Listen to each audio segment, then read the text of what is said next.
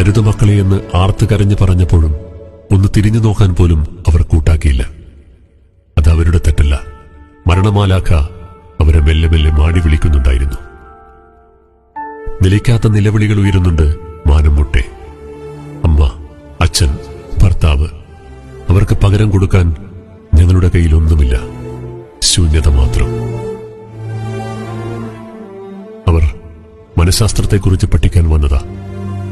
കാറ്റിന്റെയും പുഴയുടെയും സംഹാരതാണ്ഡവം അവർ അറിയാതെ പോയി.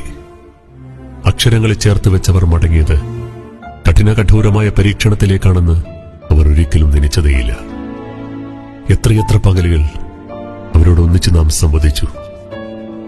പുഴകളെയും പൂക്കളെയും പ്രണയിച്ച നിത്യയൗവനങ്ങളെ, നിങ്ങൾ മരണത്തിലും ഒന്നിച്ച് പ്രകൃതിയുടെ മാറിൽ അലിഞ്ഞു ചേരുകയായിരുന്നു. വാക്കുകളെ കൊണ്ട് മുറിച്ചു മാറ്റാൻ കഴിയാത്ത നിത്യതയുടെ കാവൽക്കാരെ, നിങ്ങൾ ഈ കലാലയത്തിന്റെ ഒരിക്കലും പെയ്തു തീരാത്ത കാർമേഘങ്ങളാണ്.